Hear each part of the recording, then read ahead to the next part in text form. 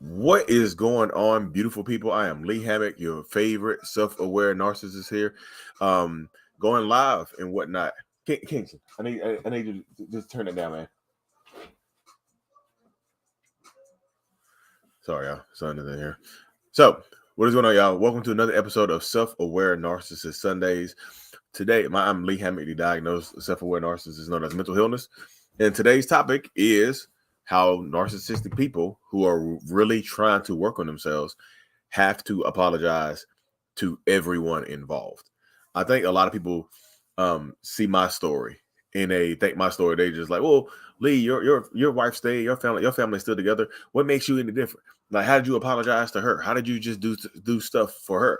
And I tell people all the time, it's not just the work I put in. I put the work in for myself, but I also had to apologize to everybody else involved, because a person that is truly, and this is real right here, a person that is truly trying to work on themselves has to take accountability for everyone that is involved that got hurt. You know, it's not just one person, two people. It's not just the person. It's not just your relationship partner. It's friends. It's family members. It's a lot of people that are also involved in the situation. It is not just apologizing to one singular person. It doesn't work that way because you just didn't hurt that one person. You hurt friends, family members, kids, uh co-workers, whoever. The support you hurt the support system. So you have to make amends to not just the one person that was hurt. You have to make amends to everybody else as well. So that's why I tell people, just like, if you want to know if a narcissistic person is truly working on themselves, that's one of the telltale signs right there. Are they willing to actually apologize to everyone that was hurt? Are they willing to actually put the work in against, for everyone that got hurt in this process? Because that's a telltale sign. If they want to just isolate, like if I'm working on myself, hey, I'm going to go to therapy, and I don't want you telling anybody else what's going on, and I'm not going to apologize to anybody else. They should just let us work on it, work together. It doesn't work that way, y'all. That's still them trying to hide what is actually going on. They're still them trying to hide the process. They're still trying to hide a lot of the stuff that, a lot of it. So it works that way. So you have to absolutely apologize to everybody else. Like I said, in this series right here, I'm speaking to other narcissistic people. I'm speaking to people who have personality disorder or mental illnesses, and they're actually truly trying to work on themselves. You can't just apologize to the one person. It has to be all encompassing. You know, it has to be more than just this one person, because you didn't just hurt this one person. You might have hurt their mom, their dad, their family members as well. So even on my journey, I didn't just tell my wife I'm going to change my behaviors. I talked to her friends and her family members that had gotten hurt and mixed into the toxicity of the relationship, the toxicity of me as well. So it can't just be, oh, I'm sorry, I hurt you, I'm going to put the work in, I'm not going to hurt you anymore, but everybody else has to get over it. It doesn't work that way. How is that accountability? You know, how is that accountability if I'm just working, if I'm just trying to fix what I did between me and you?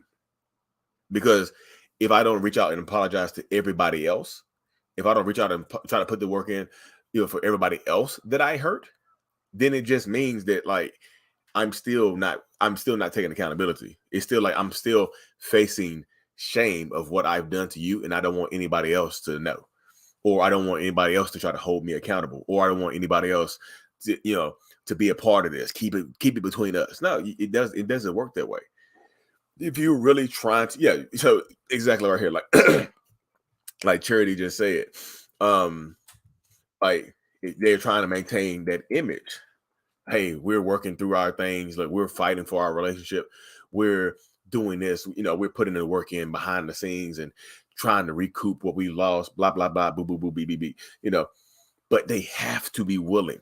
If you're a narcissist or a toxic person listening to this, you have to be willing to reach out to other family members and other friends and apologize to them. But here is the kicker right here. This is what not a lot of people are not going to like when I say this. You have to reach out to them and try to apologize to them, but they do not have to accept your apology. They don't. Why? You just because you apologize doesn't mean that person has to forgive you. Doesn't mean that person has to accept your apology. That's part of it, though. That's part of accountability. I hurt you. You don't have to. You don't have to take my. If I say sorry to you, you don't have to accept my apology. And I have in my mind, that's growth. That I'm okay that you're not accepting my apology. That's growth on my part. It just there's growth on my part to show just, hey, look, I respect. Like, look, I just wanted to apologize to you for this specific event. I'm working on being a better person. I'm not on. I'm trying to put that behind me. Just wanted to apologize to you. If they say apology not accepted, what can I do? What can I do in that situation right there? Honestly, think about it. What can I do in that situation? There's absolutely nothing I can do in that situation. So, but I myself can still put the work in to keep being better. And I need to let my actions speak for me now. My words, I put my words there and said apologize. Now I need to let my actions speak for it. Because if I've been super toxic and super abusive or whatever, and that I've been toxic or abusive to your friend, why would you trust me if I hurt your friend? I have to earn that back. So even in my personal story, I had to reach out and talk to my wife's, her family members, her friends, people she worked with, like stuff like that. I did. It wasn't just one apology. It's multiple apologies followed by consistent changed behavior. My behaviors speak for me. Like if people are just like, well, Lee, apology not accepted. Okay, cool. Well, all I can say is I'm going to keep working on myself. That's fair. You don't have to forgive me. I have just because I'm saying sorry doesn't mean I've earned your forgiveness. Just because I've said sorry doesn't mean I've earned your forgiveness in this space right here. Just in this space. Just because I'm trying to reach just now, I have to earn it. And most people, if just be real. Most narcissists don't think they need to earn your apology. They think just because they say it, you need to forgive them. That's the space a lot of people are in right there. That's the space. That's the mindset of it. Because I can apologize with my words, but my actions have to follow it as well. Because if I just apologize with my words, but my actions stay the same, my behaviors stay the same, that's just another form of manipulation. Just like Barbara said right here, actions speak loudly, not words. The words you can hear, the actions you can see. You need to see your words and your actions have to be aligned. Your words and your actions have to match up.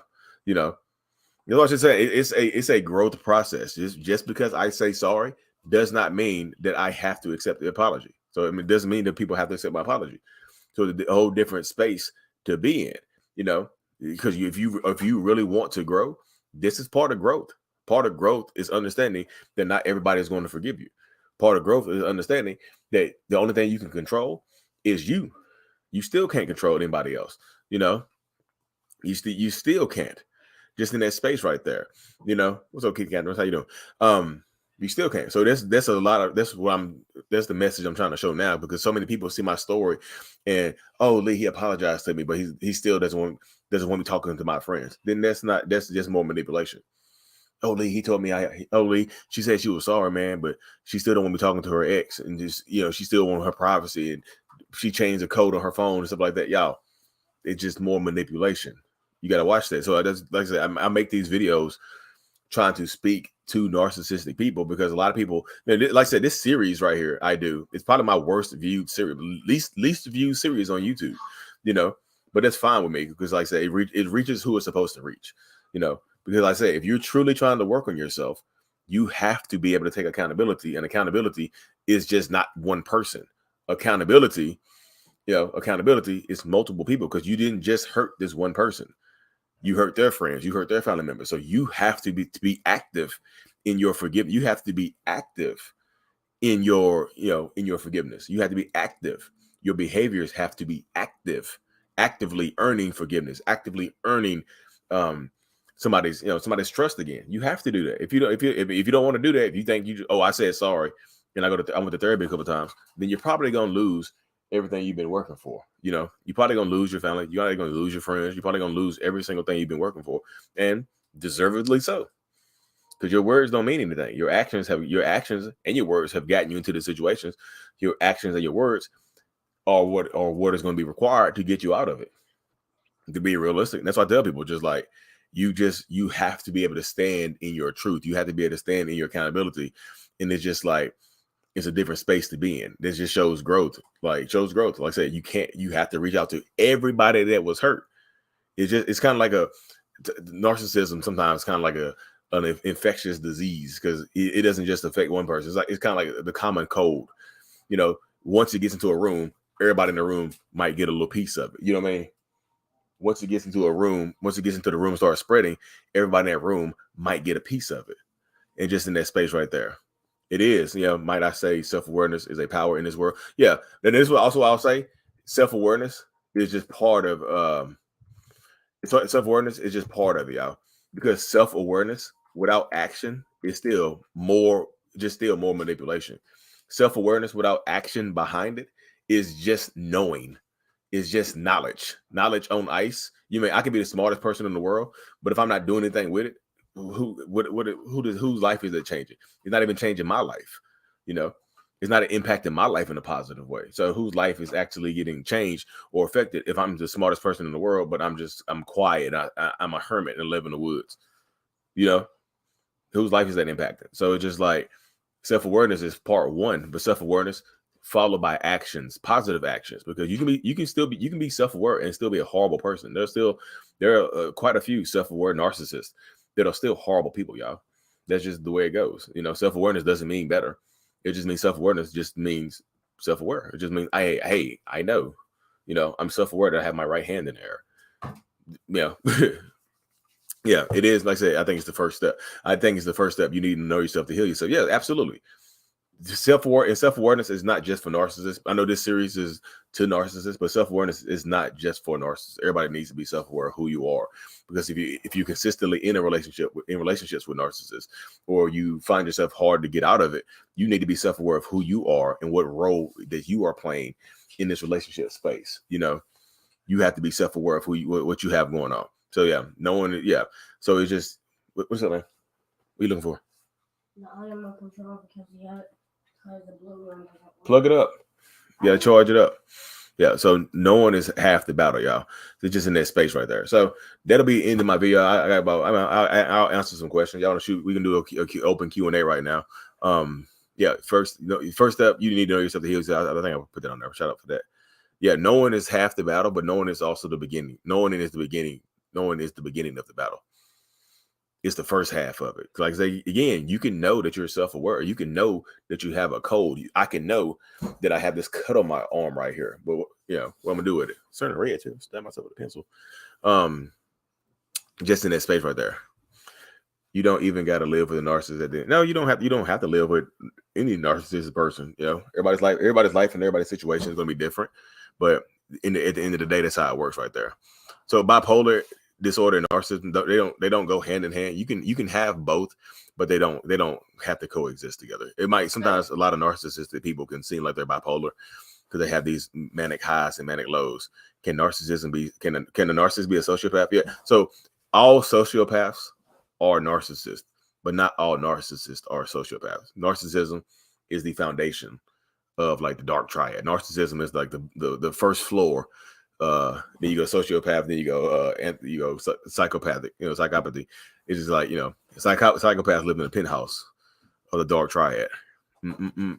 Just in that space right there, y'all. So it's just like, she said, my mom is bipolar and she is highly narcissistic. They do look similar, y'all.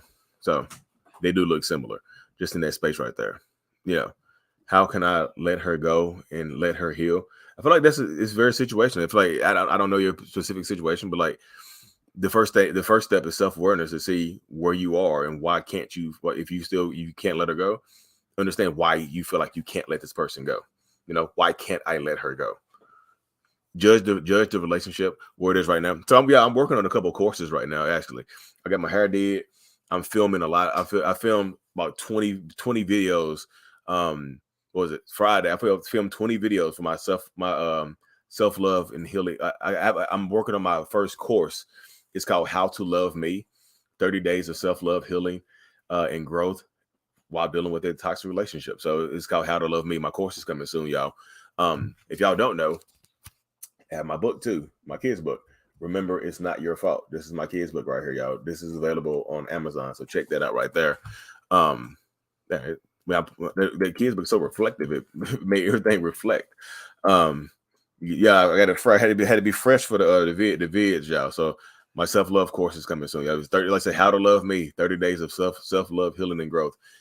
I'm trying to release it probably the next couple of weeks. I got to finish filming my videos this week and whatnot. You see when you put your thumb up, like I don't know what's going on with this AI stuff, y'all, but you put your thumb up, you give a thumb up, like it'll pop up on the screen. Like it literally will pop up on the screen.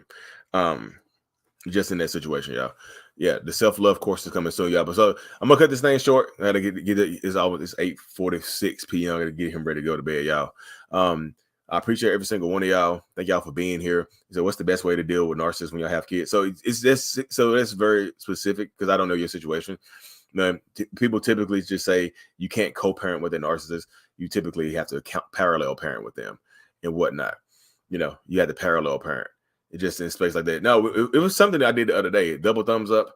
Yeah, see, it makes an explosion going on the screen. I think if you wave your hand, something else happens. Like if you do this, something else happens. Like thumbs up makes a thumb, like makes that appear. I forgot what I did the other day. I did something the other day. Oh, it's peace. It's a peace sign. That's what I did. And it makes balloons pop up. You see? If you do the peace sign, it makes the balloons pop up. Thumbs up makes it like a little thumb come on the screen. And then double thumbs up makes it an explosion. So y'all see that? Y'all see? Anyways, y'all, thank y'all for tuning in. Make sure y'all like and subscribe to the channel if you haven't already. Hop over to Amazon. Check this out. Check out my kids' book. And also, y'all know my self-love journal as well is available on Amazon too. But also, y'all, I'm gonna say this last. I'm gonna say Thursday's live show, 9 p.m. Eastern Standard Time, is about cheating in toxic relationships. Why do narcissists cheat? Do all narcissists cheat? So make sure go to my profile, go to the live video, get your reminders on Facebook, get your reminders on YouTube. Thank y'all for tuning in. Y'all be safe. Happy healing.